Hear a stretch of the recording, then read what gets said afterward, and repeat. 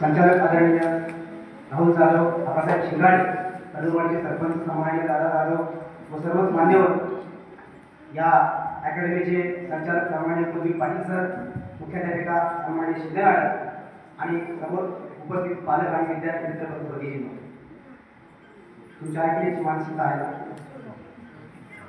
कारण तुम्ही दीड तास चालू बसलाय ते पण ऐकावंच लागेल कारण नाव आहे आणि छत्रपती शिवाजी महाराजांची जयंती आहे त्यामुळे मला त्याला न्याय द्यावा लागेल.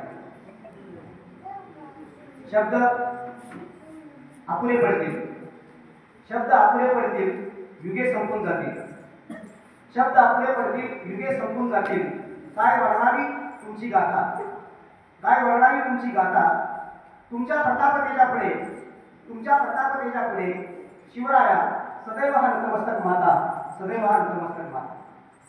निश्चयाचा महामेरू बहुत जनांशी आधारू, निश्चयाचा महामेरू बहुत जनांशी आधारू, अखंड स्थितीचा निर्धारू श्रीमंत योगी, अखंड स्थितीचा निर्धारू श्रीमंत योगी, असं ज्या राजाचं वर्णन केलं जातं त्या छत्रपती शिवाजी महाराजांच्या जयंती आहे आणि त्या जयंतीच्या निमित्ताने आपण सगळे एकत्र आलो आहोत. आपण एकदा चौथीला छत्रपती शिवाजी महाराजांचा इतिहास शिकलो. तुम्ही जे पुस्तक शिकला तेच आम्ही शिकलो आणि तेच व्यासपीठावरील सर्व मान्यवर शिकले. शिवछत्रपतींच्या अगोदरचं महाराष्ट्र, संतांची कामगिरी, शिवरायांचं बालपण, स्वराज्य स्थापनेची प्रतिज्ञा, स्वराज्याचं धोरण बांधलं, गड आला पण सिंह गेला, अफजलखानाचा वध, शाहिस्तेखानाची फजिती, पुरंदरचा तळ, राज्यकारभाराची घडी बसवली, पावनखिंड आणि स्फूर्तीचा जिवंत झाला. या माध्यमातून आपण छत्रपती शिवाजी महाराजांचं चरित्र खूप बालपणीच चाललं आहे, आपल्याला ते माहीत आहे. परंतु तत्कालीन जगाच्या इतिहासामध्ये, तत्कालीन जगाच्या इतिहासामध्ये अष्टावधानी, अष्टपैलू, अष्टावधानी, अष्टपैलू, आदर्श राज्यकर्ता, थोर सेनानी, धर्माभिमानी, धर्मनिरपेक्ष, धर्मसहिष्णू, चारित्र्य संपन्न, दूरदृष्टीचा जाणता राजा जगाच्या इतिहासामध्ये माझ्या वाचनात नाही. मुलगा,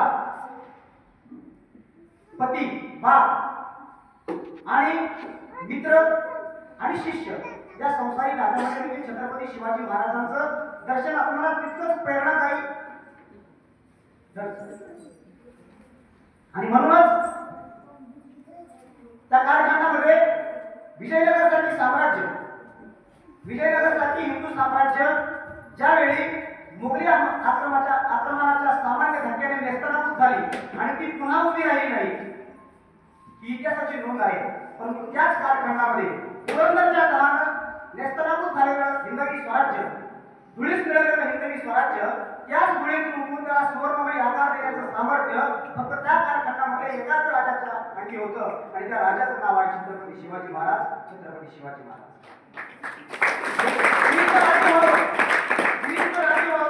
हे स्वप्न पाहणारा स्वप्नाळू, ते राज्य प्रत्यक्षात उतरवणारा कठोर वास्तववादी, हीच या राज्याची खरी ओळख आहे, हीच या राज्याची खरी ओळख आहे. मित्र, पुरंदरचा तळ झाला, आपण थोडस आपल्या आयुष्यामध्ये थोडीशी संकटाची लाट आली की आपण हातवर होतो. छत्रपती शिवाजी महाराजांना आपण अखंड स्फूर्तीचा धडा म्हणतो, अखंड प्रेरणेचा स्रोत म्हणतो. छत्रपती शिवाजी महाराजांचा इतिहास आपण डोळ्यासमोर ठेवा तर आपण आयुष्यातल्या कोणत्याच संकटाला घाबरत नाही, आपण आपलं आयुष्य सुखकर होतो. पुरंदरच्या काळामध्ये काय झालं मी तुम्हाला प्रश्न विचारत नाही, तुम्हाला सांगणार एवढा हात बोलवू नका. पुरंदरच्या काळामध्ये छत्रपती शिवाजी महाराजांनी शून्यातून स्वराज्य निर्माण करत असताना जिंकलेले 23 किल्ले आणि त्या खर्चात 4.5 लाख होणांचा प्रदेश मुघलांना द्यावा लागला. एक किल्ला नव्हता, 2 किल्ले नव्हते, 23 किल्ले होते आणि 23 किल्ल्यांनी 4.5 लाख होणांचा प्रदेश दिल्यानंतर छत्रपती शिवाजी महाराज सर्वस्व गमावल्याची भावना निर्माण होऊन हतबल झाले, खिन्न झाले, उद्विग्न झाले, निराश झाले, नाराज झाले आणि आपल्या महाराजांमध्ये खाली मान घालून घेतली. कोण सांगणार? वादळ फुटीने घेण्याची क्षमता कुणाकडे आहे? छत्रपती शिवाजी महाराजांना कोणत्या शब्दात सांत्वन करण्याचे शब्द सापडतील? ते शब्द कुणाला सापडतील? राजवाड्यातली माणसं, स्वराज्यातली माणसं सगळी हतबल झाली होती. त्या बाबाला कसं सांगायचं समजून, राजाला समजून कसं सांगायचं, त्यांची पूर्व परिस्थिती कशी आणायची? सस्तो माणूस प्रसंग येतात, प्रसंगातून सावरण्याची शक्ती ज्याच्याकडे आहे तोच इतिहास घडवू शकतो. प्रसंगाला न देता पुन्हा उभारी घ्या असं सांगणार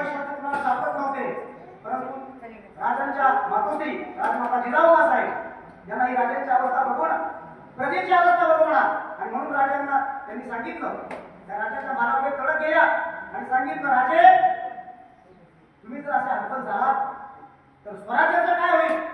हे स्त्रींचं राज्य व्हावं ही स्त्रींची इच्छा आहे, हे राज्य व्हावं ही स्त्रींची इच्छा आहे. हे राज्य कोण निर्माण करणार? लाख गळले तरी चालतील, लाख मेले तरी चालतील, परंतु लाखाचा पोशिंदा आम्हाला प्रेरणादायी हवा आहे. अशा शब्दामध्ये राजाच्या मातोश्रींनी त्यांचं मतपरिवर्तन केलं आणि वास्तवाची जाण सोसून तत्कालीन जी परिस्थिती होती, मुघलांचा जो काळ होता, आदिलशाही होती, निजामशाही होती, कुतुबशाही होती आणि त्या काळामध्ये मराठी जनता जी सैरभैर झालेली होती, त्या सैरभैर झालेल्या मराठी जनतेला एक मुठीनं बांधण्याचा अधिकार देण्यासाठी, एक मुठीनं जगण्याचा अधिकार देण्यासाठी खऱ्या अर्थाने छत्रपती शिवाजी महाराज तुमची गरज आहे असं त्यावेळेस जिजाऊंनी सांगितलं. त्यावेळी आपल्या 23 किल्ल्यांनी किंवा त्या पुरंदरच्या तहान आलेली मरकत झटकून टाकून छत्रपती शिवाजी महाराज पुन्हा नव्या पेजाने जोमाने कामाला लागले. ठीक आहे, करार झालेला आहे, कर झालेला आहे, त्या तहाची कार्यवाही आता आपण करूया. 4-2 दिवस जातात न जातात तोच काय होतं मित्र, आग्र्यावरून एक खलिता येतो, दिलेर खान त्यांना खलिता देतो. आता दिलेर खान खलिता देतो का? दिलेर खान चाणक्य असतो, पक्की असतो, क्रूर असतो.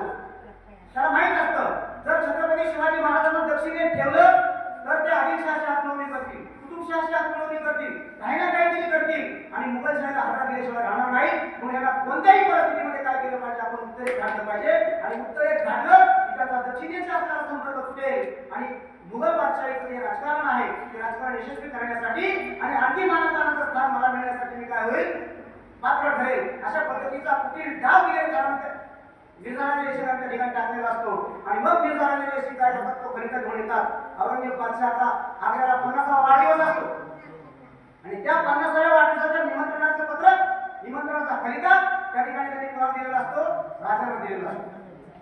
राजा तो खलिता भरतात, उघडतात आणि आदेश आहे, निमंत्रण आहे, सन्मानाची लागू त्या ठिकाणी मिळणार आहे. आजही आपले इथले राजकारणी दिल्लीला जातात काही योजना आणण्यासाठी. तो पूर्वपरंपरागत प्रघात आहे. आपल्या महाराष्ट्राच्या वाट्याला, स्वराज्याच्या वाट्याला अजून काय मिळते का? आपण सर्वस्व हरून बसलोय, 23 किल्ले आपण दबावून बसलोय, 4.5 लाख वनांचा प्रदेश आपला आपण गेलेला आहे. परंतु जाऊया आग्र्याला, औरंगजेब बादशाहला भेटूया, त्याच्याशी सल्लामसलत करूया, खरबुजा करूया आणि अजून आपल्या महाराष्ट्राच्या जनतेच्या वाट्याला काय मिळते का ते पाहूया. हा शुद्ध हे तुम्हाला ठेवून राजे काय करतात, आग्र्याला जायला पलायन करतात. बरोबर 500 पायदळ असतं, 500 घोडदळ असतं, तितकेच हत्ती असतात, तितकेच उंट असतात आणि हा सगळा लढा घेऊन राजपुढे झालेले असतात, आग्र्याकडे चाललेले असतात. औरंगाबाद मार्गे ज्याला आपण संभाजीनगर म्हणतो, त्या संभाजीनगर मार्गे राजांचा हा जमा आग्र्याकडे कूच करत असतो. मित्र, त्यावेळी राजांच्या खर्चासाठी औरंगजेब बादशाहने आपल्या तिजोरीतून 1 लाख घोडांची तरतूद केलेली असते आणि रस्त्यामध्ये जे सगळे सरंजामदार आहेत त्यांना सांगितलेलं असतं की राजांच्या हातीजारीमध्ये कोणत्याही प्रकारची कमी राहता कामा नये. राजांचा प्रवास चालू असतो. ते पोहोचतात तिथं 12 मेला औरंगजेब बादशहाचा वाढदिवस असतो. 11 मेला छत्रपती शिवाजी महाराज महाराजे शंभूराजे ते काय करत असतात, आग्रा पाहत असतात. जसं आपण एखाद्या गावाला गेल्यानंतर ते गाव पाहतो, त्याची स्थापत्यशास्त्र कसं आहे, तिथे इमारती कशा आहेत, शहराची रचना कशी आहे, नगररचना कशी आहे, तटबंदी कशी आहे, या सगळ्या गोष्टी ते टिपत असतात. त्याची सर्व जबाबदारी त्यांनी मिर्झाराजे जयसिंग यांचा मुलगा रामसिंग यांच्यावरती सोपवलेली असते. रामसिंग जातीला लक्ष घालून काय करत असतो, सगळ्या गोष्टी राजाला दाखवत असतो. आग्रा शहर फिरत असताना राजांच्या दृष्टिक्षेपात एक सुंदर अशी इमारत येते आणि त्या इमारतीकडे पाहून राजे दिंगूळ होतात, आश्चर्यचकित होतात आणि आश्चर्यचकित होऊन ते काय म्हणतात, रामसिंग ही इमारत कसली आहे?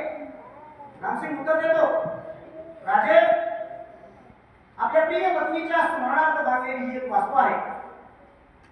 राजे त्या इमारतीच्या सौंदर्याकडे अद्भुत झालेले असतात. खूप सुंदर देखणी संगमरवरी इमारत आहे ती. तुम्हाला त्या इमारतीचं नाव लक्षात आलं असेल आणि तो काय उत्तर सांगत नाही, परंतु राजा त्या ठिकाणी त्या इमारतीकडे पाहत असतात आणि पाहत असताना त्यांच्या तोंडातून नकळत शब्द उमटतात.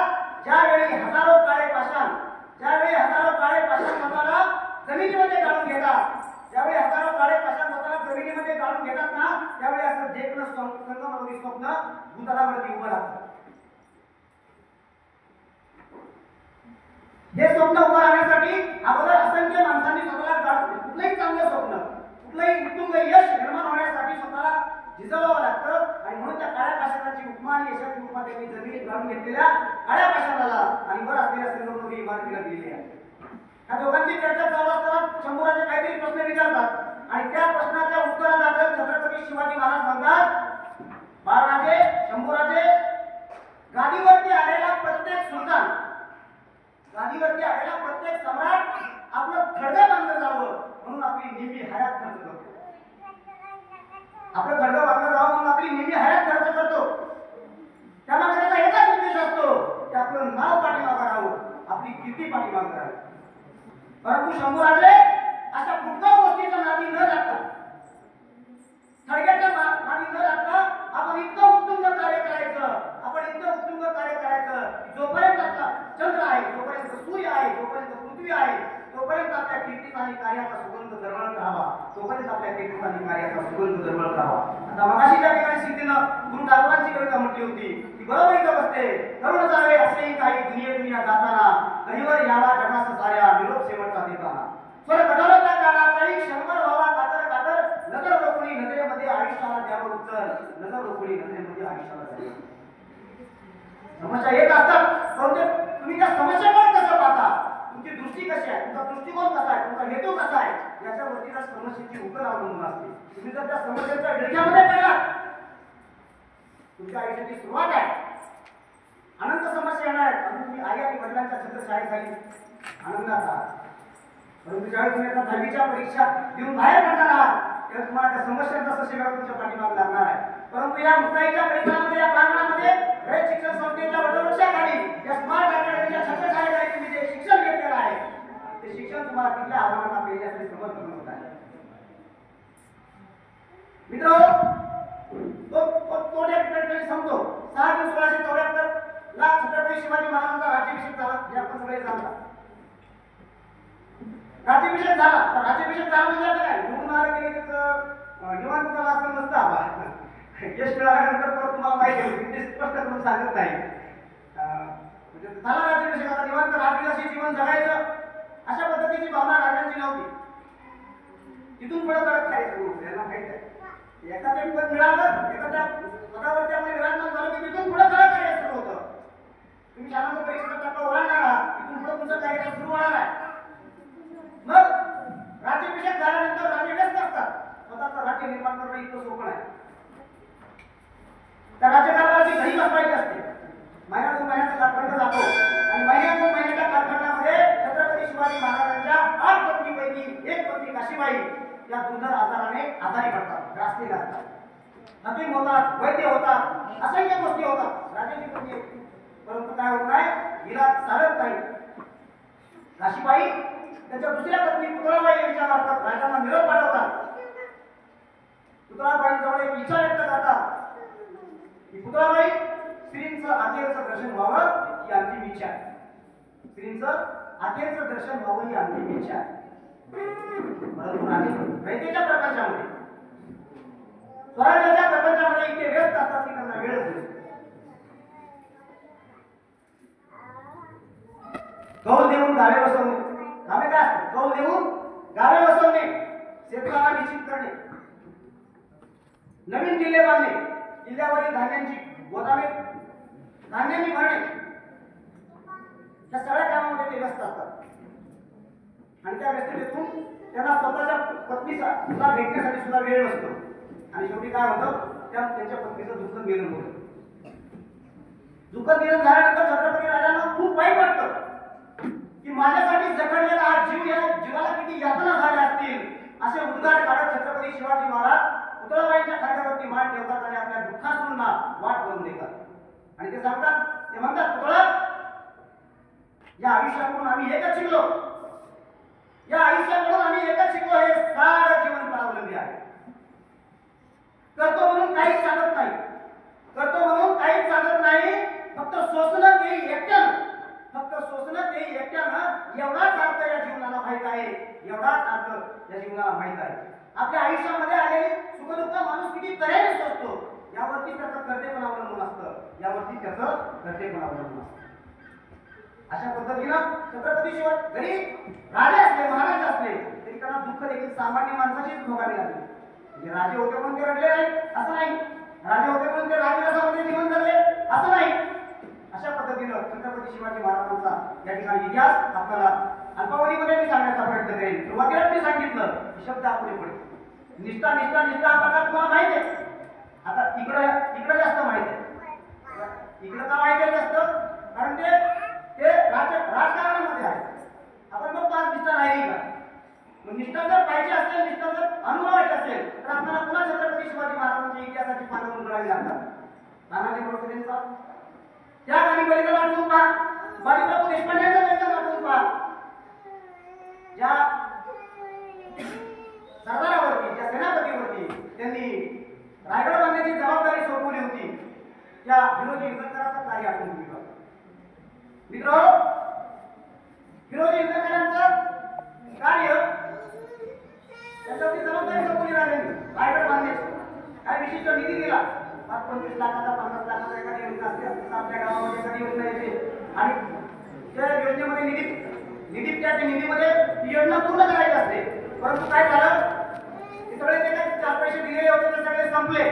परंतु राजांनी सोपवलेली जबाबदारी पूर्ण करण्यासाठी हिरोजी इंदरकरांनी काय केलं, आपला स्वतःचा राजा वाडा, स्वतःची जमीन, स्वतःपाशी असलेली काही सोनं नाणं सगळं विकलं आणि ते रायगड पूर्ण केला.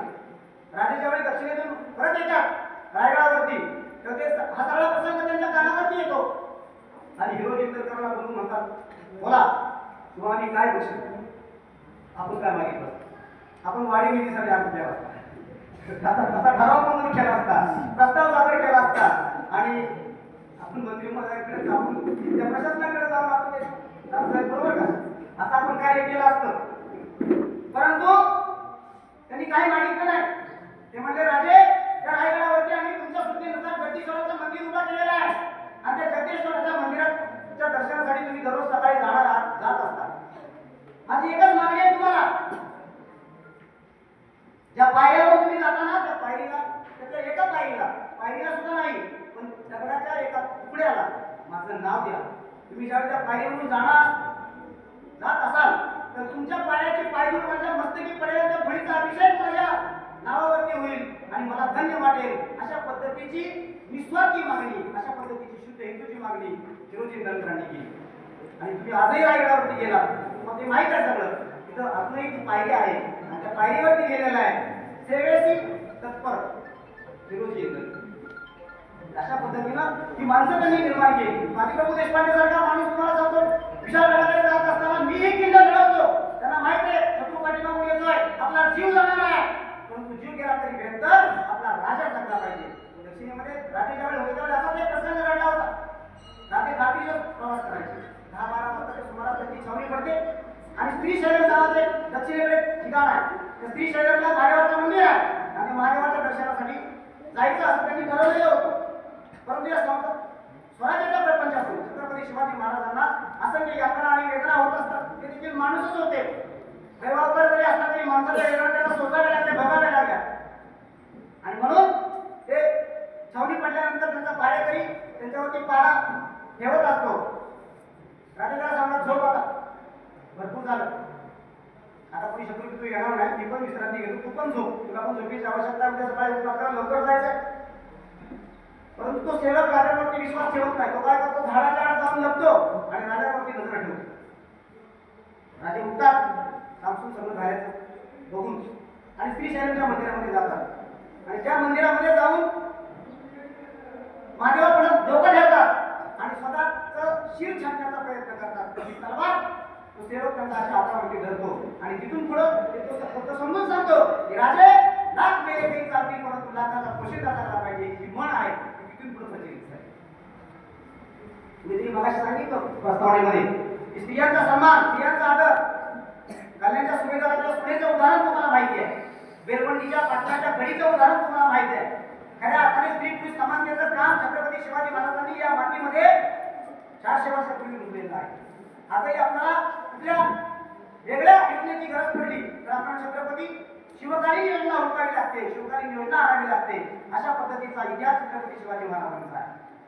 आणि म्हणून आपण आज बघतो इकडची संख्या कमीच आहे, इकडची संख्या जास्त आहे. म्हणजे आजही आपल्या घरामध्ये 50-50 तरुण अविवाहित आहेत, की स्त्री पुरुष समानता न पाळल्यामुळे. तुम्हाला ठाऊक आहे की गर्भनिरोध परीक्षा नावाचा एक तंत्रज्ञान विकसित झालेला आहे. गर्भामध्ये मुलगा आहे का मुलगी आहे हे सगळं समजतं आणि म्हणजे मुलाला जास्त प्राधान्य दिलं जातं, मुलीला तिचा गर्भपात केला जातो. 3-4 महिन्याच्या कालावधीनंतर हा प्रकार घडतो, परंतु त्या जीवाला संवेदना आलेल्या असतात आणि त्या जीवाला आलेल्या संवेदना स्पष्ट सांगत असतात. मुलीला देखील ते कळत असतं गर्भामध्ये. सगळी काही चर्चा चाललेली असते, ती चर्चा तिच्यापर्यंत पोहोचत असते आणि ती मुलगी काय म्हणते त्या ठिकाणी गर्भामध्ये त्या तिच्या आईला हात मारते. 9 महिने 9 दिवसांनी झाली जग बघण्याची घाई, वंशाच्या दिव्या पायी नको पण ती विजवू आई. उद्या गर्भपात करायला जायचंय, यातला जीव काय म्हणतोय? वंशाच्या दिव्या पायी आई पण ती विजवू नको. उद्या तुझ्या गर्भाची चाचणी होणार ग, मुलगी आहे म्हणून मी सारे नाक मुरडणार ग. माझ्या चिमुकल्या कानाला तुझी कुजबुज ऐकू येई, माझ्या चिमुकल्या कानाला तुझी कुजबुज ऐकू येई. वंशाच्या दिव्या पायी नको पण ती विजवू आई, वंशाच्या दिव्या पायी नको पण ती विजवू आई. मुलगा आणि मुलगी हे देवाचं देणं आहे. आपण हा संदेश हमेशा छत्रपती शिवाजी महाराजांच्या कालखंडापासून पाहतो आहे. 10 मिनिटाच्या कालखंडामध्ये 20 मिनिटाच्या कालखंडामध्ये मित्र छत्रपती शिवाजी महाराजांचा इतिहास संपणार नाही, परंतु हा अखंड स्फूर्तीचा धडा आहे. आणि त्या अखंड स्फूर्तीचा धड्याकडून जर आपण प्रेरणा घेतली, त्यांच्या विचारांवरती त्यांच्या आचारांवरती विश्वास ठेवून श्रद्धा ठेवून जर आपण जीवन जगायला सुरुवात केली तर खऱ्या अर्थाने आपण माणूस म्हणून जगू. निश्चित खूप मोठं होईल का नाही हे मला सांगता येणार नाही, परंतु एक चांगला माणूस म्हणून आपल्याला जगता येईल. स्वाभिमानानं आपली कमावलेली भाकरी आपल्याला खाता येईल आणि तोच आपल्या जगण्याचा उद्देश आहे. आपण उद्या इयत्ता 10वीच्या परीक्षेला जाणार आहात. तुम्हाला माहिती आहे 3 तासामध्ये तुम्ही जो काही पराक्रम केला का स्मार्ट अकॅडमीमध्ये तो कागदावरती येणार आहे का?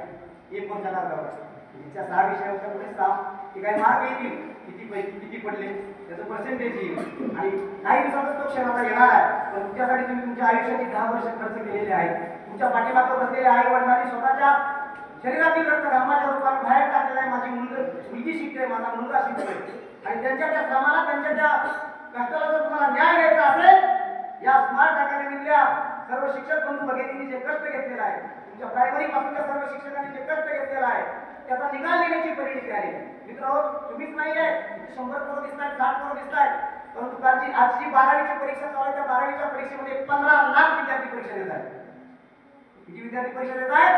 15 लाख विद्यार्थी परीक्षा देत आहेत आणि त्या 15 लाख विद्यार्थ्यांमध्ये आपल्याला आपलं अस्तित्व निर्माण करायचं आहे आणि ते अस्तित्व निर्माण करण्यासाठी जोपर्यंत तुम्ही मानेवरती खडा ठेवून तो धडा वाचणार नाही, त्याशिवाय तो धडा तुमच्याशी खडा बोलणार नाही. ज्यावेळी तो धडा तुमच्याशी खडा बोलेल त्याच वेळी तुम्ही समाजामध्ये उंच मानेला जगायला सक्षम असणार आहात.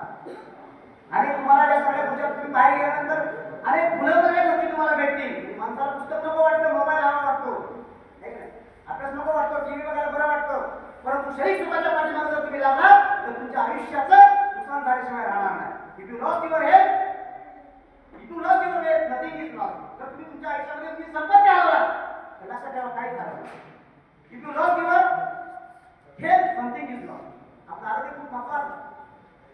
आपल्या आरोग्याला एखादा आजार झाला तर काहीतरी आपलं हरवलंय, काहीतरी चुकलंय, काहीतरी न भरून निघणारं नुकसान झालंय.